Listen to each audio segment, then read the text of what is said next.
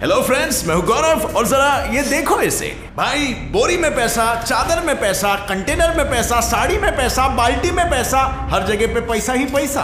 और ना ना ना, ये किसी पॉलिटिशियन का घर नहीं है, बल्कि ये एक भिखारी का घर है। जी हाँ, मुंबई के कल्याण के सड़कों पे भीख मांगने वाले भिखारी का घर है, जिसका अगर आप नाम जानने में इंटरेस्टेड हो तो उसका नाम अब्दुल रहमान है। यू नो, आगे कभी आपको इनकी ऑटोग्राफ लग सकती है। कहाँ से लाई थे पैसे? मैं पहले कुर्सियाँ बनाई करने का काम करता था, प्लास्टिक वायर का बैठने का सीट और बैग, वो भराई का काम काज करते थे मैंने। और फिर बाद में सर मेरे को नज़र कमती हो गया, दांत भी गया, सभी गया, मेरा पैर का भी ये हो गया, तो मैंने सर भीख मांगने का।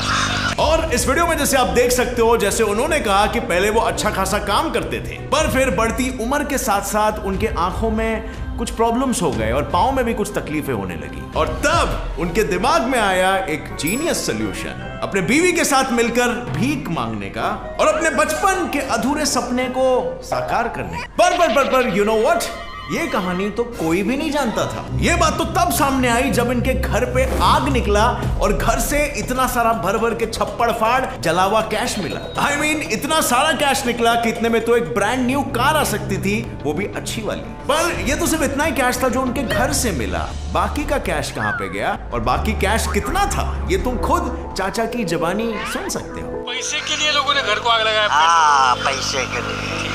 हाँ, ये पैसे के वास्ते पे उन लोगों ने। चच्चा के पास इतने पैसे थे कि जलने के बाद भी इतने सारे पैसे बचे, तो सोचो पहले कितने पैसे होंगे।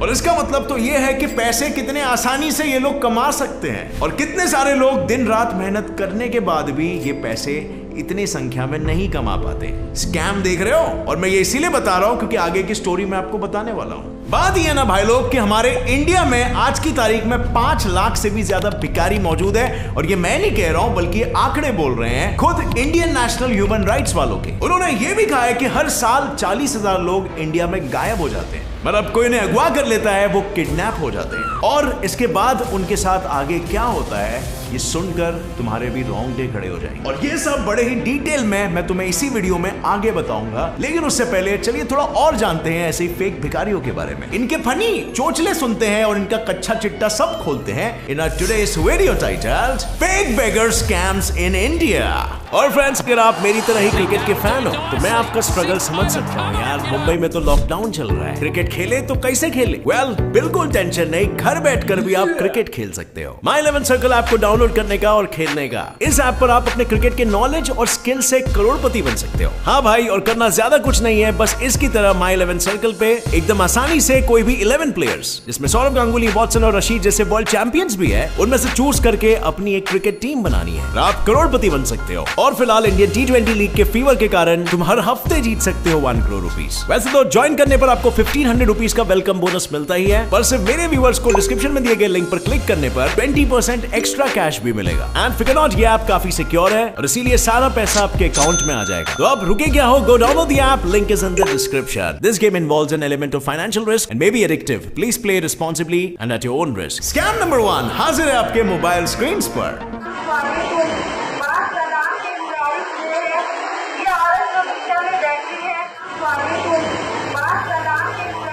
यार भाई लोग, ये वीडियो देखकर मेरा दिल भर आया। देखो मेरे आंखों से आंसू भी आ रहे हैं। देखो कैसे एक पिता अपनी बेटी को रिक्शा में लेकर दर बदर इधर उधर घूम रहा है। प्रूफ आपके सामने है ना, दिखाई नहीं देता? कैसे पिताजी अपनी बेटी के पैर के इलाज के लिए पैसे जमा कर रहे हैं। इस बेचारे के पास पैसे भी नहीं है अपनी बेटी की शादी कराने के लिए। कोई तो इन्हें पैसे दे दो यार। और अब फ्रेंड्स, आप एक टिपिकल इंडियन की मेंटालिटी रखते हो, तो यार आप उस लॉजिक से सोचो कौन इन्हें पैसा नहीं देगा। इंडियन मेंटालिटी में हर किसी बाप को अपनी बेटी, भाई को अपनी बहन बिन बिहाई घर पे बिठाना पसंद नहीं है। और अपने इंडिया में तो हर एक छोड़ के दूसरे घर में एक बेटी तो होती है जिसका फायदा उठाया जाता है। जिसका फायदा उठाया ये दोनों मदद मांगते हुए पंजाब की गलियों में घूमते हुए भिखारियों ने। बिल्कुल फ्रेंड्स, जैसे मैंने कहा फायदा, वो जो रिक्शा में लेटी हुई लड़की है ना, उसके पैरों को असल में कुछ भी नहीं हुआ है। यू हर्ड इट राइट, उसके पैरों को कुछ नहीं हुआ है। आप ही देख लो आगे, वीडियो खुद समझ में आ जाएगा। और जल्दी और मेरे कबीर ने वीडियो पाई थी सोशल मीडिया पे। चल चल तोड़ जल्दी और खड़ी हो खड़ी हो खड़ी हो खड़ी हो खड़ी हो, भड़ंगे क्यों कर रहा तू? काम खाई आ देख लो जी हाल, आ देख लो। कहाँ ये अब किसी आदमी ने इनका वायरल वीडियो FB पे या कहीं पे देखा होगा और समझ गए होंगे कि ये लोगों को कैसा ठगते हैं सिंपैथी के नाम पे। तो उसने ये सोचा कि क्यों ना इनका स्टिंग ऑपरेशन किया जाए और पहुंच गया वहां पर और बोला उस लड़की को उसकी पट्टी को निकालने के लिए। तब जो उसका रिस्पॉन्स था वो आपको एकदम एपिक लगेगा। उसने ये कहा कि यार हम कहीं पे बैंक में डाका थोड़ी ना डाल रहे, चोरी चकारी थोड़ी ना कर रहे, सिर्फ झूठ बोल के अपना पेट पालने की तो कोशिश कर रहे हैं। लाइक लिटरली ये जस्टिफिकेशन दिया जाता है खुद को झूठ बोल के पैसे कमाने के लिए। लोगों की सिंपैथी का गलत फायदा उठाकर आप पैसे ले रहे हो और फिर उसको जस्टिफाई कर रहे हो। ये माइंडसेट है बेसिकली भिखारियों का। अब यहाँ पर ये सुनकर मैं भिखारियों को ज्यादा दोष नहीं दूंगा, मैं बोलूंगा यहाँ पे कट किसका रहा है और गलती किसकी है, लोगों की जो दान दे देते हैं या फिर इन भिखारियों की जिन्हें मिल जाता है आसानी से। जो आपकी अच्छाइयां हैं जिन्हें आप अपना स्ट्रेंथ समझ रहे हो, उन्हीं अच्छाइयों को ये लोग आपका वीक पॉइंट बना रहे हैं। और इस तरीके से ये लोग बिना कोई मेहनत किए, बिना समाज में कोई वैल्यू ऐड करे मस्त में पैसे छापते हैं। और जो मेहनती लोग होते हैं वो मेहनत करके भी इतना नहीं कमा पाते हैं। Scam number 2। वेल फ्रेंड्स, ये सीन है हैदराबाद की एक गली का, जहां वो आधा नंगा बच्चा जिसके मुड़े हुए हाथ और पैर देखकर लोग ये सोच रहे हैं कि ये बेचारा किसी भयंकर बीमारी से पीड़ित है और किसी गरीब का बच्चा है जिसके पास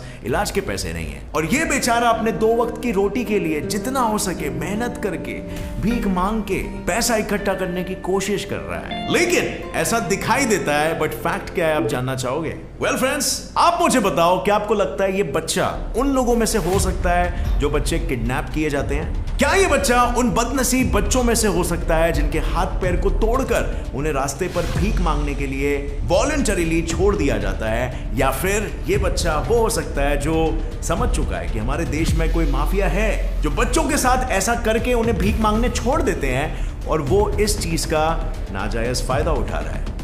इसके आगे का सीन आपके डाउट्स को एकदम क्लियर कर देगा। अब देखिए क्या होता है जब उसे डराया जाता है। कैसे ये बंदा उठ के जाने के लिए अच्छे से चल के बिना कोई डिसेबिलिटी दिखाए चला जाता है। करो बोलो भाई।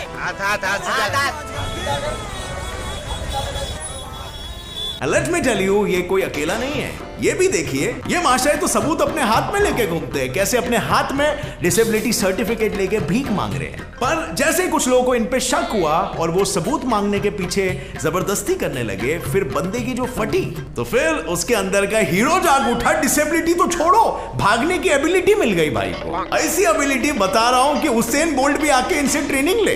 पर फ्रेंड्स, मजाक को साइड में रखते हैं और अगर हम इन दोनों इंसिडेंट्स के बारे में थोड़ा सा सोचे तो आपको ये याद आएगा कि आए दिन ट्रेन्स में, बसेस में, रास्तों पे ऐसे कई सारे हमें बच्चे मिल जाते हैं जो कैंसर, डिसेबिलिटी या कोई सर्टिफिकेट दिखाकर घूमते रहते हैं। एंड इवन हमें कुछ बड़े लोग भी दिखते हैं जो किसी संस्था के डॉक्यूमेंट्स को लेकर घूम रहे होते हैं, ये दिखाते हुए कि उनका कोई फलाना फलाना ऑर्गेनाइजेशन से टाई अप है जो गरीब बच्चों और चैरिटी के लिए मनी रेज करना चाहते हैं। पर इनके पीछे का मकसद क्या कुछ अलग होता होगा? क्या ये लोग वो लोग नहीं है जो माफियाज के नाम पर लोगों का फायदा उठा रहे हैं, उन्हें ठग रहे हैं और एक अनप्रोडक्टिव और अनवैल्यूएबल जिंदगी जी के धरती पे बोझा बन रहे हैं? अब आपको पता है हम ह्यूमंस हर्ड मेंटालिटी में कितना जल्दी आ जाते हैं। अगर एक भी ढोंगी लोगों को इस तरीके से ठग के पैसे ले रहा होगा तो अच्छा चांस है कि उसे देखकर उसके बाकी के दोस्त लोग और बाकी के परिचित लोग भी वही स्कैम करने लगेंगे और ऐसे करके इन स्कैमर्स की संख्या बढ़ती चली जाती है। और इस वजह से मुझे तो कभी कभार ऐसा लगता है कि इस रोड में असली भिखारी कितने हैं और नकली भिखारी कितने हैं। क्या हुआ भाई? ये क्या है? हाथ निकाल।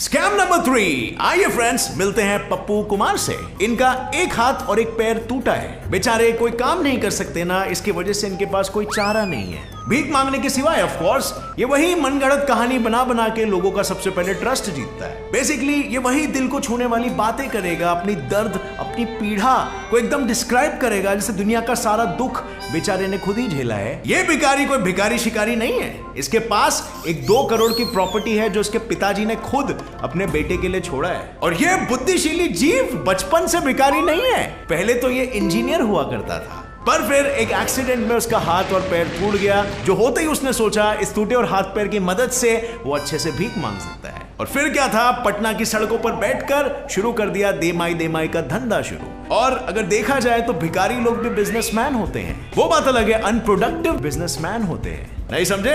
अंबानी जी बेचते हैं जियो और भिखारी बेचते हैं अपना दर्द, अपनी कहानियां, जो लोग सुनना चाहते हैं, और इस तरीके से अपनी दर्द भरी कहानी सुनकर ये व्यापार कर लेते हैं और आपको पता भी नहीं चलता। पर यहां पर बात इसी चीज पर रुकती है कि व्यापारी लोग तो कुछ प्रोडक्टिव करते हैं, समाज में वैल्यू ऐड करते हैं, ये भिखारी तो बस सिर्फ निराशा, दुख और डिमोटिवेशन ही फैलाते हैं, और उसके लिए क्या आप पैसे देने चाहोगे? Anyway, coming back to this particular भिखारी, इस भिखारी की असली कहानी तब सामने आई जब एक रेलवे के ऑफिसर ने उसे पकड़ा और उसका कच्चा चिट्ठा खोला, और तब जाके ये सामने आया कि उस भिखारी के पास 4 ATM कार्ड्स थे जिसमें कुल मिलाकर 5 लाख रुपए थे। और फिर और पूछताछ करने पर यह भी पता चला कि उसने कुछ पैसे लोगों को उधार में भी देके रखे थे। उधारी और वसूली का भी इनका बोलो, एंड ऑफ कोर्स उसकी खुद की प्रॉपर्टी भी थी, और ये जानकर सारे पुलिस वाले भी हक्के बक्के भौचक्के रह गए। मतलब जस्ट इमेजिन उनका रिएक्शन क्या रहेगा।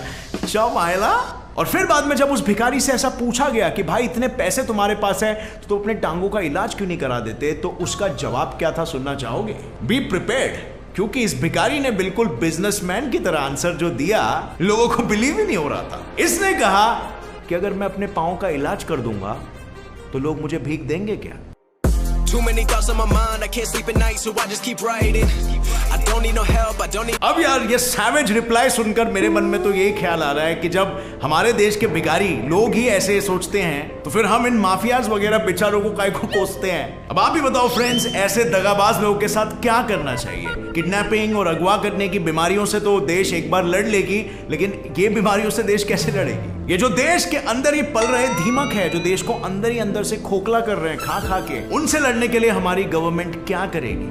At the end of the day ये लीगल है ना। Scam number 4। अब फ्रेंड्स उस बंदे को देखो जो किसी फ्लाईओवर पर लंगड़ा होने का नाटक करते हुए पैसे की भीख मांग रहा है। पर होते हैं ना मेरे जैसे कुछ naughty peoples in the world, जैसे उन्हें ये पता चला, उन्होंने इस भिखारी के प्रति रचा एक ट्रैप। सीन सेट था, कैमरामैन भी सेट था, और यहां तक कि एक्टर भी सेट था, और बाकी था कुछ तो वो था गेम प्ले। एंड फाइनली हुआ एक्शन। बेटे ओ बेटे मौज कर दी, मौज कर दी वाह बेटे वाह। देखा, मैंने कहा था ना ये भी एक स्कैमर ही था। ये कोई तुंडा या लंगड़ा नहीं था, बल्कि चल फिर के ओलंपिक्स में भागने वालों में से था। पर न जाने क्यों उसे भीख मांगने की जरूरत पड़ गई। इतने स्वस्थ होने के बाद भी अपाहिज बन के भीख मांग रहा है। अपना स्कैम पकड़े जाने पर कैसे भागा हो, जैसे कितनी मेहनत करने पर ना कमाया हो। पर जिस हिसाब से वो भागा, ऐसा भी तो हो सकता है ना कि उसे वो पैसे किसी और को देने हो जिससे वो डरता हो ना। या वो हो सकता है, या फिर ये भी हो सकता है कि वो भी उन दीमकों में से एक था। आपको क्या लगता है? नीचे कमेंट करके आप अपनी राय हमारे साथ बिल्कुल शेयर कर सकते हो। और अब फ्रेंड्स, ये सारे स्कैम्स देखकर आपको हंसी तो बहुत आई होगी, लेकिन ये एक गंभीर समस्या है। भीख मांगने का धंधा हमारे देश में इतनी आम बात क्यों है?